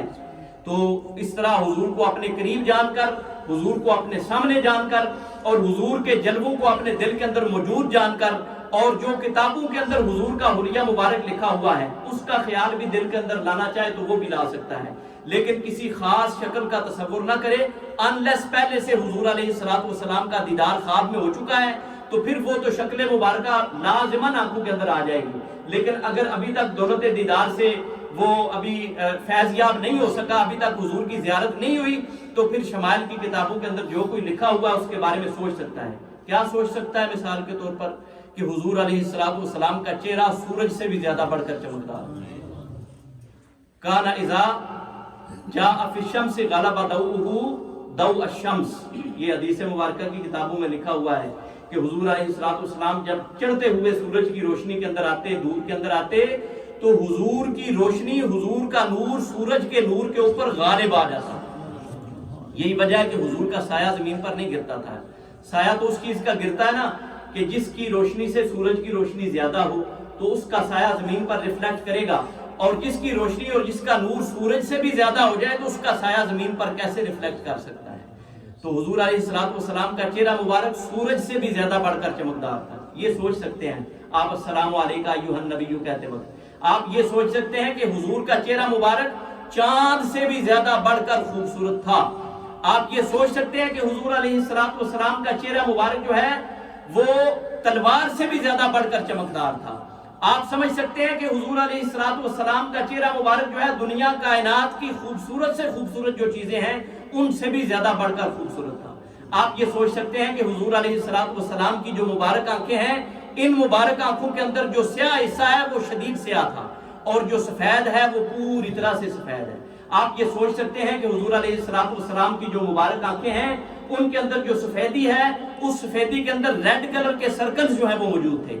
آپ یہ سوچ سکتے ہیں کہ حضور علیہ السلام کی مبارک آنکھوں کے اندر ہر وقت قدرتی طور پر سرما جو ہے وہ موجود رہتا تھا. آپ یہ سوچ سکتے ہیں کہ میرے پیارے آقا مولا صلی اللہ علیہ وآلہ وصحبہ وبارک وسلم جب نیند سے بیدار ہوتے تو حضور علیہ السلام کی آنکھوں سے کسی قسم کی کوئی چیز باہر نہیں نکلتی تھی. جیسے ہماری آنکھیں بھری ہوئی ہوتی ہیں، ہمیں صاف کرنی پڑتی ہیں، ہم دروازے پر نہیں جا سکتے، کوئی دروازہ ناک کرے اپنی آنکھوں کو صاف کیے بغیر بیڈ سے نکل کر. حضور کی آنکھوں کے اندر ایسی کیفیت پیدا نہیں ہوتی تھی. آپ یہ سوچ سکتے ہیں کہ کان النبی صلی اللہ علیہ وسلم کثر لحیہ، حضور علیہ السلام کی داڑھی مبارک خوب تھک تھی، اور حضور علیہ السلام کی داڑھی مبارک کے بال بہت پیارے تھے. آپ یہ سوچ سکتے ہیں کہ حضور علیہ السلام کی گردن کا یہ حصہ چاندی سے بھی زیادہ بڑھ کر چمکتا تھا. آپ یہ سوچ سکتے ہیں کہ حضور علیہ السلام کا سینہ مبارک بہت زیادہ چوڑا تھا. آپ یہ سوچ سکتے ہیں کہ حضور علیہ السلام کا جسم مبارک جو ہے وہ مضبوط ترین پہلوانوں سے بھی زیادہ بڑھ کر مضبوط تھا. اور اس طرح جو شمائل کی کتابوں میں حضور کے اوصاف اور کمالات لکھے ہوئے ہیں، آپ ان کے بارے میں اپنی تھنکنگ جو ہے اس کو ڈیولپ کر سکتے ہیں، لیکن کسی اسپیسیفک شکل و صورت کو اپنے ذہن کے اندر نہ لائیے. اگر آپ کو دیدار مصطفیٰ ہو چکا ہے تو پھر تو وہ لازماً حضور کا چہرہ مبارک آنکھوں کے سامنے آئے گا. اگر نہیں ہوا تو اللہ تعالی ہم سب کو دیدار کی دولت سے مالا مال کرنا. تو یہ موقع خالی نہیں رہنا چاہیے. السلام علیکم ایھا النبی کہنے سے پہلے وَأَحْضِرْ فِي قَلْبِكَ النَّبِيَّ صلی اللہ علیہ وسلم وشخصہ الکریم وقل السلام علیکم ایھا النبی. سر میں ایک سوال کر سکتا ہوں؟ جی میں اصلاح کرنا چاہتا ہوں کہ آپ نے جو بولا ہے کہ جو اللہ والے ہیں جی ان کے درباروں پہ جا کر جی اگر آپ ان سے اس میں فائدہ یا نقصان حاصل ہو سکتا ہے آپ کو. جی جی نقصان بھی ہو سکتا ہے، نقصان سے بچ سکتے ہیں اور فائدہ بھی اٹھا سکتے ہیں، اور اگر آپ وہاں پر جا کر غلط حرکتیں کرتے ہیں تو آپ نقصان بھی اٹھا سکتے ہیں. یہاں پر ایک بات آتی ہے جی جو ہم نے پڑھی ہے اور ہمیں پڑھائی ہے استادوں نے. انہوں نے بولا ہے کہ حضور پاک صلی اللہ علیہ وآلہ وسلم کے نے اپنی زندگی میں آخری خطبہ دیا تھا میدان عرفات میں. انہوں نے بولا تھا، ارشاد کیا تھا کہ اے میری قوم، میری قبر مبارک کو پوجا گانا بنانا، خانہ کعبہ کی طرف منہ کر کے دعا مانگنا. اگر وہاں جائز ہوتا تو حضور پاک صلی اللہ علیہ وسلم یہ آخری خطبے میں یہ بولتے. جی آپ نے سوال مکمل ہو گیا؟ مکمل ہو گیا. ٹھیک ہے جی. سب سے پہلی بات یہ ہے کہ آخری خطبہ عرفات میں نہیں ہوا. جی ہاں، آخری خطبے مدینہ منورہ میں ہوئے ہیں، حوض شریف میں بھی ہوئے ہیں، مسجد نبوی شریف کے اندر آخری خطبے ہوئے ہیں. سب سے پہلی بات. دوسری بات یہ ہے کہ حضور علیہ السلام کا یہ فرمان بالکل برحق ہے کہ میری قبر کو سجدہ گاہ نہ بنانا، میری قبر کو اس کی پوجا نہ کرنا، اس کی عبادت نہ کرنا. تو ہمارے 1400 سال سے اہل سنت و جماعت کے جو علماء ہیں، حضرات صحابہ کرام رضوان اللہ علیہم اجمعین، تابعین ان کے جو شاگرد ہیں، ان کے جو شاگرد ہیں، تبع تابعین جو ہمارے ائمہ مجتہدین ہیں، جو ہمارے علماء، اور ایون آج کے بھی جو ہمارے معتبر اور اوتھینٹک علماء ہیں، وہ کبھی آپ کو درس نہیں دیتے کہ آپ جا کر قبر کو سجدہ کریں یا قبر کی طرف منہ کر کے نماز پڑھیں. اس لیے میں نے بڑی احتیاط سے الفاظ استعمال کیے اور میں نے کہا کہ آپ جب کسی اللہ والوں کی درگاہ پر جائیں تو شریعت کے تقاضوں کو ملحوظ خاطر رکھتے ہوئے اگر آپ نوافل ادا کر سکتے ہیں تو نوافل ادا کریں. تو شریعت کے تقاضے کیا ہیں کہ آپ قبر کی طرف منہ کر کے نماز ادا نہ کریں، سائڈ پہ ہٹ کے دعا بھی نہ مانگیں. یہ دعا مانگنے کا حکم جو ہے یہ غلط بات ہے. حضور نے کبھی یہ حکم نہیں دیا. حضور نے میں بات مکمل کر لوں حضرت، اس کے بعد آپ ضرور ارشاد فرمائیں. میں اب آپ کو ایک بات بتانے لگا ہوں. یہ بالکل صحیح امام حاکم نے المستدرک کے اندر یہ حدیث مبارکہ روایت کی ہے، اور یہ صحابہ کرام کا طریقہ ہے کہ وہ حضور علیہ السلام کی قبر مبارک کی طرف جا کر منہ کر کے بیٹھتے تھے اور دعائیں مانگتے تھے.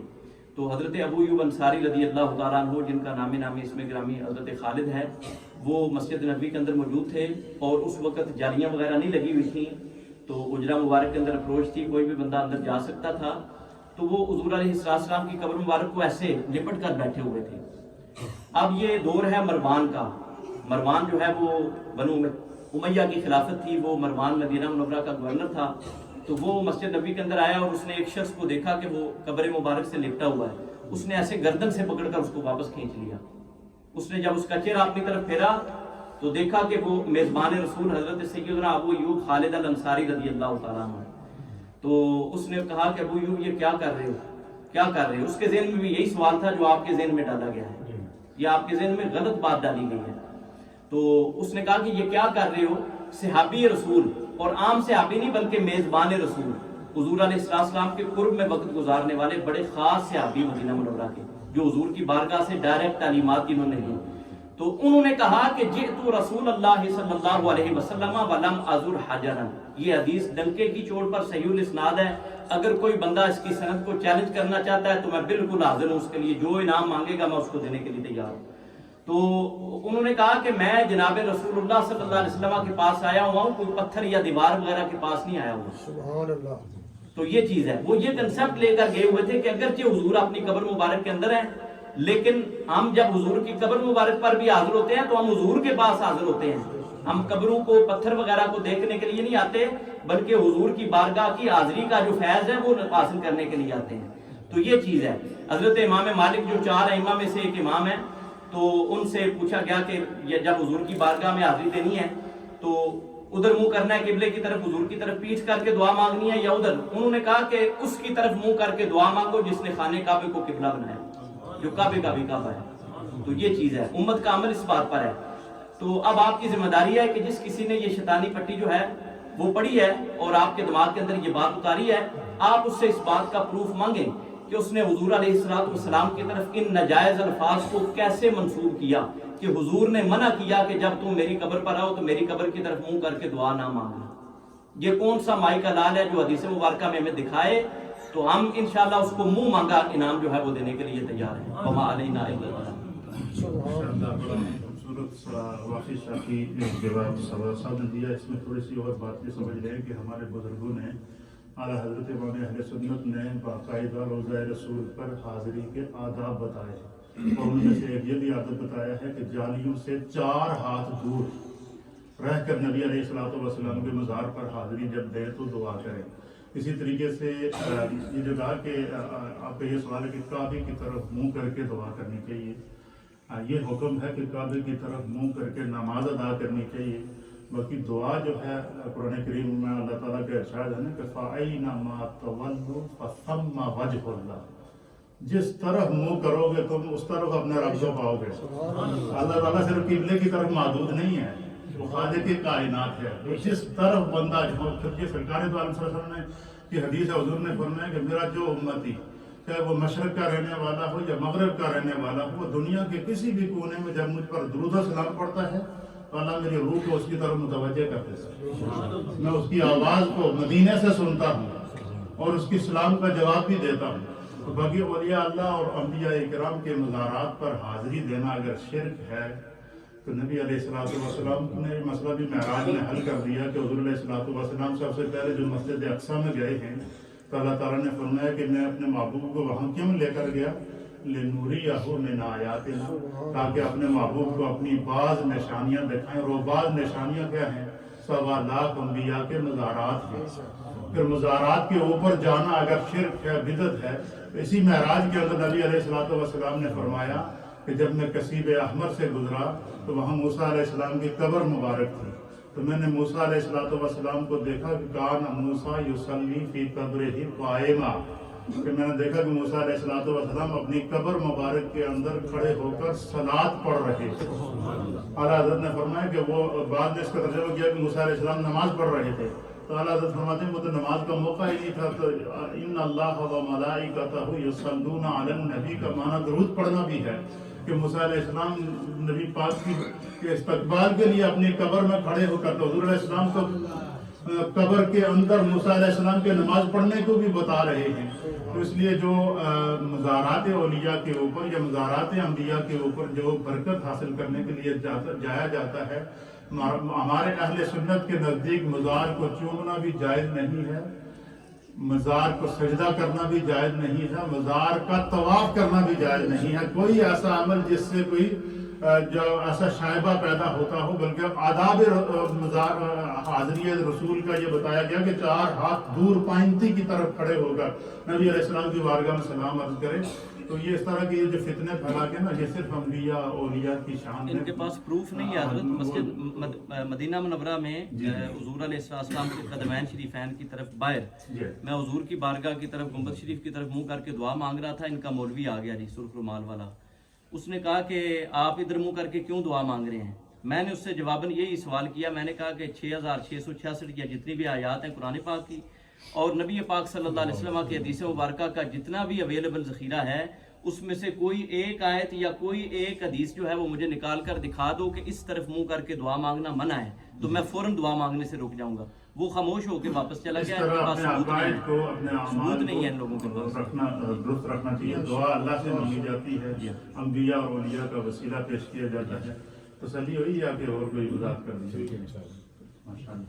ٹائم بہت کم ہے اور ابھی ایک دفعہ سورہ فاتحہ شریف پڑھ لیں، 3 دفعہ سورہ اخلاص شریف پڑھ لیں، دعا ہوگی. اور کھانے کا اہتمام ہے کیونکہ اثر سے پہلے ہم نے کھانا بھی تاکہ ٹھنڈا نہ ہو جائے اور پھر نماز اثر دیا جائے.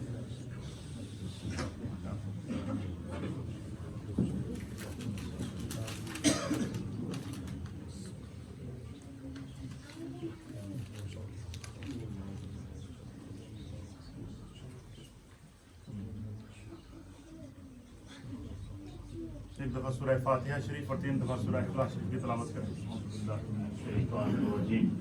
بسم اللہ الرحمن الرحیم. الحمد للہ رب العالمین الرحمن الرحیم مالک یوم الدین. ایاک نعبد و ایاک نستعین اہدنا الصراط المستقیم صراط الذین انعمت علیہم غیر المغضوب علیہم ولا الضالین آمین. بسم اللہ الرحمن قل هو الله احد الله الصمد لم يلد ولم يولد ولم يكن له كفوا احد. لا اله الا الله الا الله الا الله لا اله الا الله الا الله الا الله لا اله الا الله الا الله الا الله لا اله الا الله الا الله الا الله لا اله الا الله محمد رسول الله صلى الله تعالى عليه وآله وسلم. الله الله الله Allah hu Allah hu Allah hu Allah hu Allah hu Allah hu Allah hu Allah hu Allah hu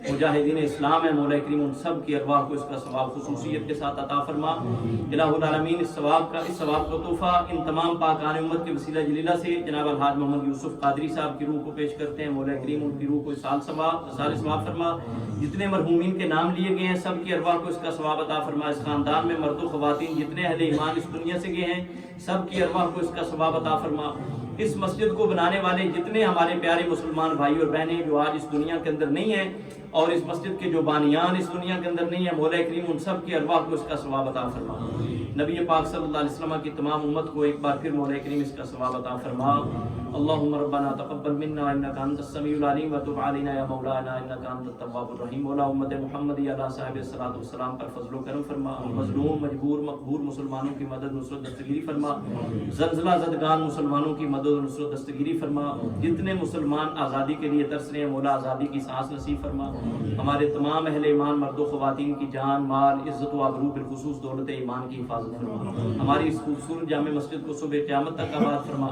دین اسلام کا عظیم الشان قلعہ بنا۔ یہاں پر خدمات انجام دینے والے تمام افراد کو مولا کریم اپنی بارگاہ سے اجر جزیل کی نعمت نصیب فرما۔ اللہم صلی وسلم وبارک علی سیدنا و مولانا محمد النبی الامی الحبیب المحبوب العالی القدر العظیم الجاہ وعلی آلہ وصحبہ وعلی ولدہ السید شیخ محی الدین السید شیخ عبد القادر الجیلی الامین المکین وعلى سائر عباد الله الصالحين وملائكته المقربين وعلينا معهم اجمعين وعلى سائر امه سيدنا محمد المصطفى صلى الله عليه وسلم الى يوم الدين عدد خلقك ورضا نفسك وزينة عرشك ومداد كلماتك وعدد ما في علمك صلاة دائمة بدوام ملكك وصلاة مقبولة تؤدي بها عنا حقه العظيم وكما تحب يا ربنا وترضى برحمتك يا ارحم الراحمين برحمتك يا ارحم الراحمين۔ رات اوپر کھانے کے لیے تشریف